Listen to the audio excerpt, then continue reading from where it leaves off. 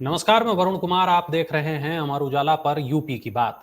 इस शो में हम बात करते हैं यूपी की बड़ी खबरों पर। और इस चर्चा में रोजाना की तरह मेरे सहयोगी उत्कर्ष चतुर्वेदी लखनऊ से मेरे साथ जुड़े हैं, जो हमें बताएंगे हर खबर के पीछे की खबर। चलिए शुरू करते हैं आज का शो। और आज की पहली खबर है लोकसभा में पेश किए गए एक जरूरी महत्वपूर्ण विधेयक से जुड़ी हुई।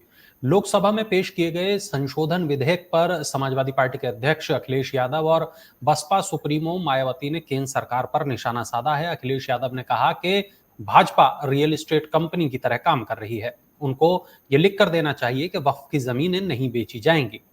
उत्कर्ष, ये पूरा मामला क्या है और दोनों नेताओं ने क्या कुछ कहा है?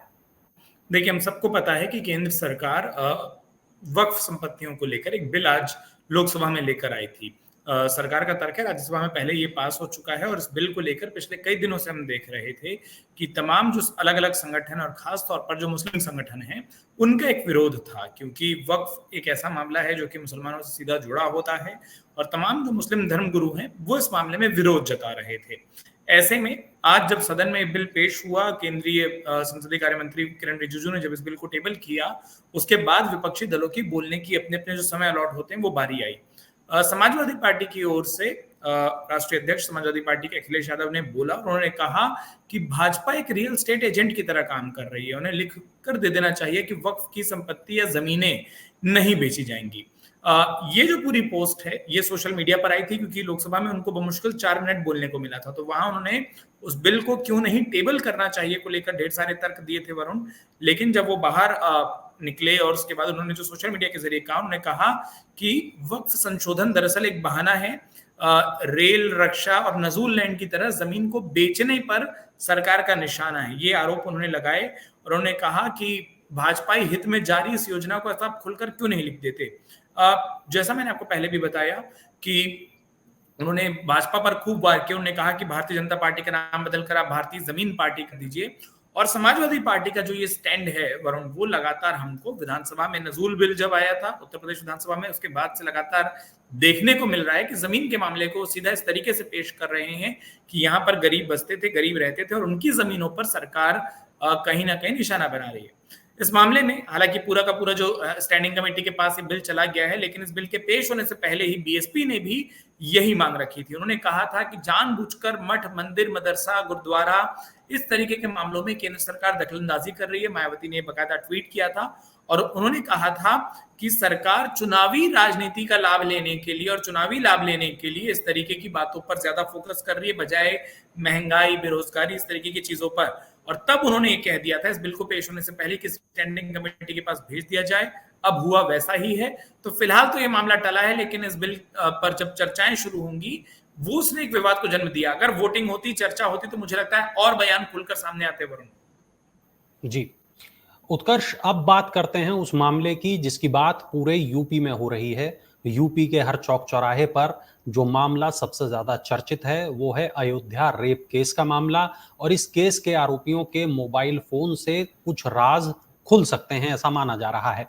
इसके लिए दोनों आरोपियों के मोबाइल फोन की फॉरेंसिक जांच कराई जाएगी। सर्विलांस टीमें इस पर काम कर रही हैं और ये माना जा रहा है कि इससे केस को मजबूत बनाने में पुलिस को भी काफी मदद मिलेगी। उत्कर्ष, ये केस बहुत ज्यादा चर्चा में है और इसमें क्या कुछ अपडेट है, मैं चाहूंगा आप हमारे दर्शकों को बता दें। देखिए, जो सबसे नया अपडेट है वरुण, वो तो ये है कि इस पूरे मामले में अब जो दोनों आरोपी हैं, मोहित खान और राजू, जो कि मोहित खान का सहयोगी बताया गया, उन दोनों के मोबाइल फोन डेटा रिकॉर्ड की जांच अयोध्या पुलिस ने शुरू कर दी है। कोशिश ये है कि मोबाइल फोन के जरिए, क्योंकि उस लड़की का, उस पीड़िता का वीडियो बनाने की बात एफआईआर में सामने है, तो अगर कोई वीडियो बनाया उसकी जानकारी मिल पाए। क्या वो वीडियो किसी और को भेजा गया, अगर भेजा गया तो किस किस को भेजा गया, वो वीडियो का क्या प्रयोग हुआ, उसको कब तक स्टोर रखा गया, तमाम जानकारी पुलिस जुटाना चाहती है। इसके अलावा उस पूरे कांड को अंजाम देने के बाद किन लोगों से बात हुई, स्टोर में क्या कुछ था, क्या ऐसे और किसी के वीडियो तो इन आरोपियों के पास मौजूद नहीं थे, इस मामले की भी जांच पुलिस कर रही है। साथ ही साथ लोकेशन की, कहां छुपे, किसने पनाह दी, इतने समय तक कहां रहे, वो लोकेशन ट्रेसिंग या कोई चैट ऐसी मिले, कोई डेटा अगर डिलीट किया गया हो, तो पुलिस का ये कहना है कि फोरेंसिक जांच, सीडीआर जांच और डेटा रिकवरी रिपोर्ट, ये 3 तरीके की जांच मोबाइल फोन की हो रही है। और अगर कोई छेड़छाड़ डेटा से हुई होगी तो उत्तर प्रदेश पुलिस उसको भी हासिल कर लेगी। इसमें उत्तर प्रदेश पुलिस के जुड़े सूत्रों का कहना है कि उसमें दिक्कत नहीं आएगी। पुलिस की जो केस डायरी बनेगी उसमें मोबाइल में मिले तमाम जो चीजें होंगी वो एक साक्ष्य के तौर पर होंगी, और पुलिस का कहना है कि इस मामले में आरोपियों को कड़ी से कड़ी सजा मिले, इसलिए ढेर सारे साक्ष्य जुटाए जा रहे हैं कि ये ना हो कि ये कोई हल्का ऑफेंस के तौर पर देख लिया जाए। सुनियोजित साजिश थी क्या, क्या भागने की कोशिश की गई, क्या लड़की को नहीं बचाया गया, मदद नहीं दी गई, जो कुछ भी बातचीत हुई है वो मोबाइल के जरिए सामने आएगी, और इसीलिए मोबाइल की जांच उत्तर प्रदेश पुलिस कर रही है। ठीक है उत्कर्ष, इसी से जुड़ी एक और खबर है। जिस निर्माण को बुलडोजर चलाकर ध्वस्त करके आज वाहवाही बटोरी जा रही है, उस अवैध निर्माण की पिछले 12 साल से पुलिस ही रखवाली कर रही थी। दूसरों को छानबीन करके मकान किराए पर नसीहत ऐसी देने वाली जो पुलिस है, और अपने ही इस फार्मूले का उसने पालन नहीं किया। अवैध निर्माण कर बनाए गए मकान में ही पुलिस चौकी खोल दी गई। उत्कर्ष, पुलिस पर तमाम गंभीर आरोप लग रहे हैं इस मामले को लेकर। देखिए, आरोप इसलिए भी लग रहे हैं ना क्योंकि 2012 के आसपास का ये मामला बताया जा रहा है कि जब से वो निर्माण वहां पर था, 2012 से अब तक वो जमीन रही तो कैसे रही, कौन कौन उसके संलिप्त था, किस किसकी मिलीभगत थी, कौन कौन उसमें मिला हुआ था, इन सारी चीजों की जब जानकारी लेना शुरू किया गया तो ये पता चला कि भाई खुद उत्तर प्रदेश पुलिस जब 2012 में बदरसा चौकी के लिए जगह ढूंढ रही थी तो भी उसको अवैध कब्जे की जमीन मिली थी और वहीं चौकी बनी थी। तो इसके बाद ये माना गया कि या तो पुलिस ने जांच नहीं की चौकी खोलने से पहले कि कौन कौन सी जमीनें वैध है, अवैध है, स्टेटस क्या है, कहां पर अवैध निर्माण हो रहा है, और या फिर ये माना जा रहा है कि उसमें साठगांठ हुई, पुलिस को उसी एवज साठगांठ के एवज में जमीन उपलब्ध कराई गई, मुहैया कराई गई, और ऐसे उन्हीं कारणों से क्योंकि पुलिस खुद एक ऐसे इलाके में अपनी चौकी बनाई हो जो कि अवैध निर्माण की जमीन पर बना हो, तो ऐसे में लोगों को ये लगने लगा कि देखिए पुलिस साथ है, दबदबा जो आरोपियों का है वो भी बढ़ा, और साथ ही साथ जो ज्यादा बड़ा सवाल है वो ये कि क्या पुलिस ने अपनी बेसिक जिम्मेदारियां नहीं निभाई। हालांकि एसडीएम ने कहा है कि ये पुराना निर्माण है और नगर पंचायत को इस मामले में संज्ञान लेना था अगर ऐसा कुछ हुआ। फिलहाल जो ये मामला है और ये चौकी निर्माण से जो जुड़ा मामला है उससे ये जो बुरी बात सामने आ रही है, 2012 का ये मामला है, इस वक्त वरुण ऐसा लग रहा है कि अयोध्या के इस मामले को लेकर जिसमें खुद प्रशासन पर सवाल उठ रहे हैं, हर एक विभाग एक दूसरे पर जिम्मेदारी डाल रहा है। एसडीएम कहते हैं कि नगर पंचायत से जमीन क्यों लेकर बात करनी थी, नगर पंचायत का कहना है कि जब पुलिस ने रेकी की तब अपनी प्रारंभिक जांच क्यों नहीं किया, तब क्यों सवाल इससे जुड़े नहीं पूछे। पुलिस विभाग की ओर से कोई जवाब अब तक आया नहीं है, लेकिन एक बात जरूर है, इंटेंशनली हुआ अनइंटेंशनली हुआ ये तो जरूर है कि लापरवाहियां हुई, आपने जांच नहीं की। अगर जानबूझकर आरोपियों से जमीन ली गई तब तो ये और गंभीर मामला हो जाता है। इस पूरे मामले की जिसमें पुलिस की मिलीभगत की बात आ रही है, इसमें एक अलग जांच होगी वरुण, जो हमको हमारे सोर्सेस बता रहे हैं, लेकिन अयोध्या रेप केस को लेकर जो जांच चल रही है और ये जो जांचें हैं ये दो अलग विषय हैं, और सरकार नहीं चाहती कि दोनों मिक्स हो जाएं, और ताकि वो जो जांच पर फोकस है रेप केस के मामले की, जो वो जो क्राइम शीट बन रही है, वो जो पुलिस डायरी बन रही है, उसमें कोई कमजोरी आए। अच्छा उत्कर्ष, अगली खबर की तरफ चलूं, लेकिन उससे पहले इसी से जुड़ा मैं आपसे एक सवाल और पूछता हूं। सीएम योगी खुद अयोध्या थे, वो अयोध्या में उन्होंने तमाम लोगों से मुलाकात की, तो क्या आपके पास ऐसी कोई खबर है कि उन्होंने इस केस का भी कोई अपडेट लिया? क्योंकि एक्शन तो हम लगातार देख रहे हैं। बिल्कुल अपडेट लिया है वरुण, मैंने ये जानकारी दी थी और मैं वापस कह रहा हूं कि अयोध्या उस पीड़िता के समाज से जुड़े लोगों से मिले थे। 15 मिनट बातचीत हुई थी जो मुझे बताया गया। 15 मिनट की बातचीत में मुख्यमंत्री योगी आदित्यनाथ ने सरकार की ओर से क्या क्या एक्शन लिए गए उसकी जानकारी समाज को दी। उसके बाद उन्होंने ये भी पूछा कि क्या आप लोगों की कोई और मांगे हैं। समाज ने कार्रवाई से अपने आप को संतुष्ट बताया। उन्होंने कहा कि जो कार्रवाई हो रही है वो बिल्कुल ठीक है। पीड़िता के परिवार से भी मुख्यमंत्री योगी आदित्यनाथ मिल चुके थे। परिवार ने सुरक्षा की और पीड़िता के स्वास्थ्य की बात कही थी, दोनों मुहैया कराए गए। लखनऊ में पीड़िता का इलाज चल रहा है, उसका गर्भपात कराया गया, परिवार को सुरक्षा दी गई। इसके अलावा जब लॉ एंड ऑर्डर की मीटिंग अयोध्या में हुई थी तब मुख्यमंत्री योगी आदित्यनाथ ने इस मामले को लेकर कहा था कि पहले भी, और आपको याद होगा कि शुरुआत में ही इसमें कुछ पुलिस कर्मियों को निलंबित किया गया था। उन्होंने कहा कि इस मामले में कोई कोताही नहीं बरतनी चाहिए। इस मामले में आप ये मत देखिए कि कौन पॉलिटिकल इन्फ्लुएंसर है या कौन पॉलिटिकल या राजनीतिक तौर पर बहुत परिपक्व है। कोई भी नाम आता है, कोई भी व्यक्ति, कोई भी आरोपी क्यों ना हो, आप सामने लाइए, निष्पक्ष रूप से जांच करिए और केस को मजबूती से उसकी पैरवी करनी होगी। तो आपको सारे साक्ष्य जुटाने होंगे। मुख्यमंत्री योगी आदित्यनाथ ने इस बात का भी जानकारी ली जो मुझे बताया गया कि आरोपियों को सिर्फ इस केस से जोड़कर मत देखिए। अगर उनका कोई क्राइम रिकॉर्ड है, और उसके बाद वो पूरी जमीन की जांच शुरू हुई। बुलडोजर तो चल चुका था, लेकिन जमीनों के मामले में, खरीद फरोख्त के मामले में जो जांच है उसके बाद ही शुरू हुई वरुण। और ये सब कुछ कहा जा रहा है कि मुख्यमंत्री योगी आदित्यनाथ ने जब खुद इस मामले पर, इस विषय पर इंटरेस्ट दिखाया, उन्होंने अधिकारियों से सवाल जवाब किया और निर्देश भी दिए कि बिना किसी कोताही के, बिना किसी हील हवाले के इस मामले की जांच होनी चाहिए। तब ये मामले में हम आप देख रहे हैं कि देखिए डीएनए सैंपलिंग की बात, उसी की बात आती है मुख्यमंत्री के दौरे के बाद, अब मोबाइल की जांच की बात भी उसी के बाद आती है। तो तमाम जो एडिशनल इंक्वायरियां हो रही हैं, जो जांच हो रही है, वो मुख्यमंत्री योगी आदित्यनाथ के दखल के बाद ही दिखाई दे रही हैं। ठीक है, चलिए उत्कर्ष, अब अगली खबर की तरफ चलते हैं। बांग्लादेश में राजनीतिक अस्थिरता के बीच हिंदुओं को निशाना बनाए जाने पर विश्व हिंदू परिषद से चिंता जाहिर की है। विहिप के केंद्रीय महामंत्री मिलिंद परांदे ने केंद्र सरकार से हस्तक्षेप कर बांग्लादेश में हिंदुओं की सुरक्षा सुनिश्चित करने की बात की है। उत्कर्ष, आज आपने कई लोगों से इस बारे में बात भी की है। आप ये बताएं कि विहिप ने क्या कहा है और आपने जिन लोगों से बात की है उन्होंने क्या कुछ कहा। देखिए, विश्व हिंदू परिषद ने बांग्लादेश में रहने वाले हिंदुओं की सुरक्षा के मुद्दे को उठाया है। काशी में, यानी कि बनारस में ये प्रेस कॉन्फ्रेंस हुई थी, बातचीत हुई थी। वहां पर ये कहा गया कि सरकार को जरूरी कदम उठाने चाहिए और उन्होंने कहा कि बांग्लादेश में जो कुछ राजनीतिक अस्थिरता हो रही है उसकी आड़ में हिंदुओं को निशाने पर लिया जा रहा है, ये साफ तौर पर उन्होंने कहा। तो उन्होंने कहा कि हम ये मांग करते हैं कि भारत सरकार हिंदुओं की रक्षा के लिए, हिंदुओं की मदद के लिए किसी तरीके की कोई योजना बनाए। अब बात करते हैं बाकी लोगों ने क्या कहा। उत्तर प्रदेश में अलग अलग तरीके से, और अमर उजाला पर हम ये कोशिश कर रहे हैं कि बांग्लादेश में जो कुछ चल रहा है उस पर यहाँ के लोगों की एक राय बने या राय दिखाई दे एटलीस्ट कि वो क्या चाह रहे हैं। इस मामले में आज मैंने मुस्लिम धर्म गुरुओं से बात की थी।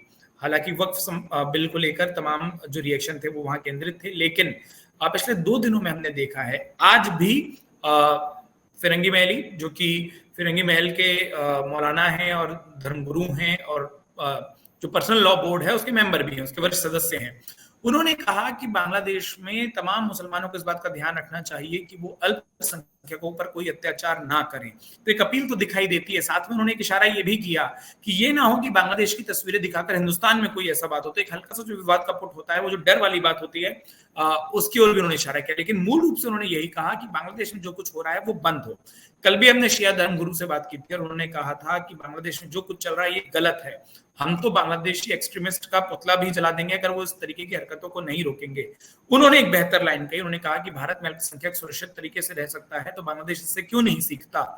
इसके अलावा मेरे पास जो जानकारी है, आज मेरठ में बांग्लादेश में जो कुछ हो रहा है उसमें तमाम उन संगठनों का जो प्रोटेस्ट को लीड कर रहे हैं और जिनके निशाने पर हिंदू मंदिर या हिंदू लोग हैं या वहां के अल्पसंख्यक हैं, उनका पुतला जलाया गया।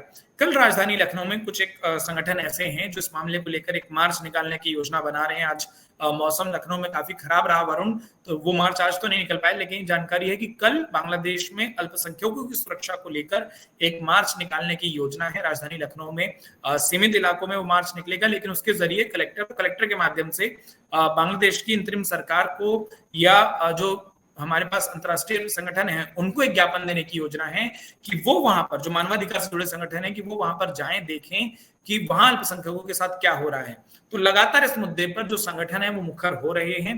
कल हो सकता है कि हमको और ज्यादा रिएक्शन दिखाई दें, क्योंकि आज जैसा मैंने आपको कहा कि वक्फ बिल पेश होना था, ज्यादातर जो कमेंट या रिएक्शन थे या जो संगठन थे वो वक्फ बिल पर बातें करते नजर आए, लेकिन वो बिल अब कहीं और चला गया और एक बार फिर से जो बांग्लादेश के मुद्दे पर जो कई संगठन है, अच्छी बात यह है कि हर कोई जान बचाने की, अल्पसंख्यकों की सुरक्षा की ही बात करता दिखाई दे रहा है वरुण।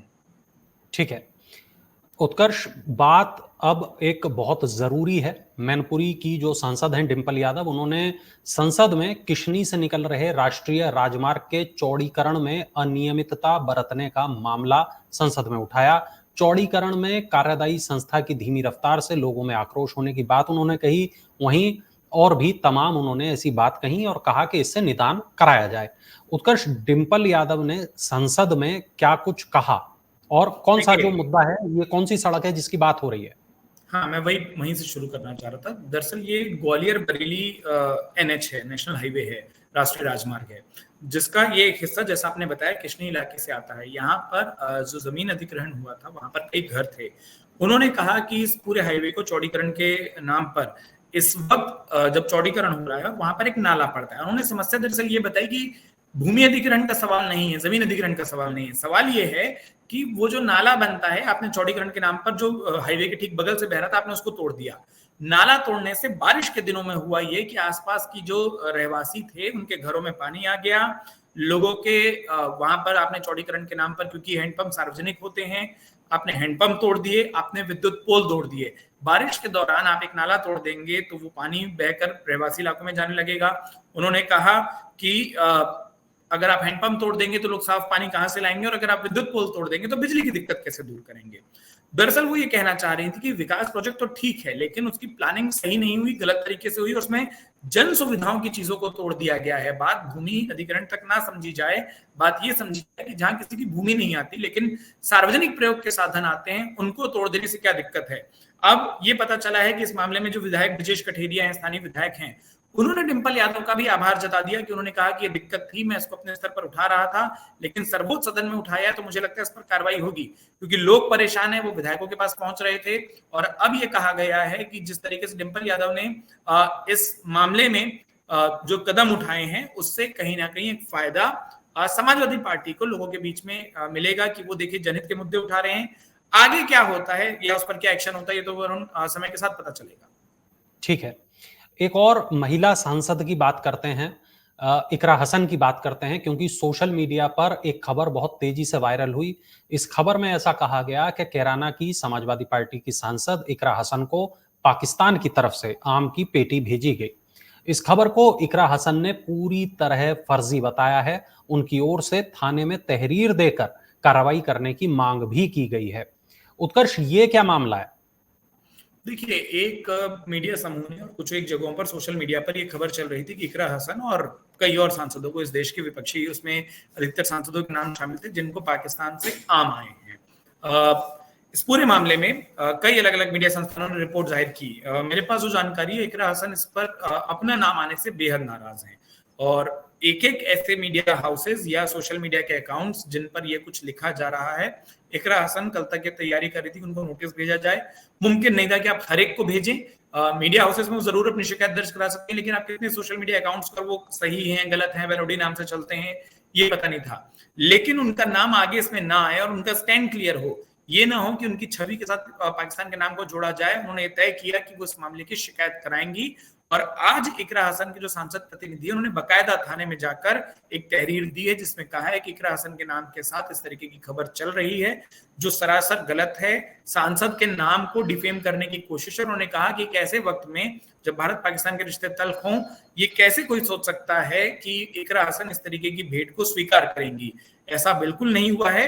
इकरा हसन इस मामले को अपने आप को, अपने नाम को खराब करने की साजिश के तौर पर, डिफेम करने के तौर पर, मानहानि के तौर पर, और साथ ही साथ एक ध्रुवीकरण को पैदा करने के तौर पर देख रही है। उन्होंने किसी का नाम या किसी दल का नाम तो नहीं लिया, लेकिन उन्होंने जिस तरीके से शिकायत की है, वो ये जरूर बताना चाहती हैं कि वो इस खबर को या इस तरीके की चलती गलत खबर को, अफवाह को एंटरटेन या स्वीकार नहीं कर रही है। वो उसको इग्नोर भी नहीं करेंगी, वो उसको छोड़ भी नहीं देंगी, वो इसके खिलाफ मजबूती से एक्शन उठाएंगी, जिसका एक उदाहरण मैंने आपको दिया कि तहरीर दे दी गई है। वरुण, ठीक, उत्तर प्रदेश सरकार पिछड़ा वर्ग के बेरोजगार युवाओं को ओ लेवल और ट्रिपल सी का कोर्स कराएगी।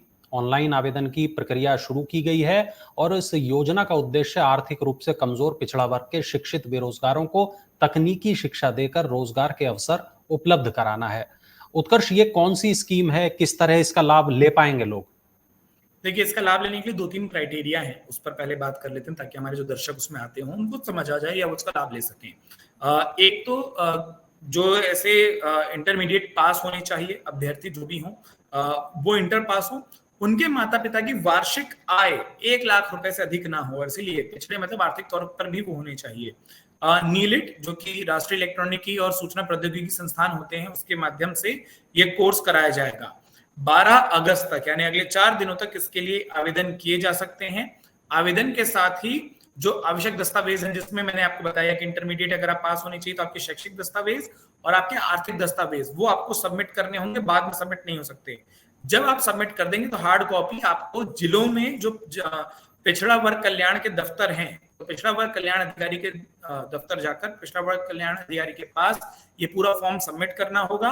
12 अगस्त तक फॉर्म सबमिट किए जा सकते हैं। 27 अगस्त से कोर्स शुरू होगा, और जैसा वरुण आपने बखूबी शुरू में बता दिया था कि इस कोर्स का उद्देश्य ये है कि आर्थिक तौर पर, खासतौर पर जो पिछड़े या पिछड़े वर्ग से आने वाले जो छात्र हैं, अभ्यर्थी हैं, उसमें भी जो शिक्षित बेरोजगार हैं और गरीबी रेखा के या आर्थिक तौर पर बेहद कमजोर हैं, गरीब रेखा के आसपास हैं या आर्थिक तौर पर कमजोर हैं, उनको रोजगार मिल सके, उनको स्किल और ट्रेन किया जा सके।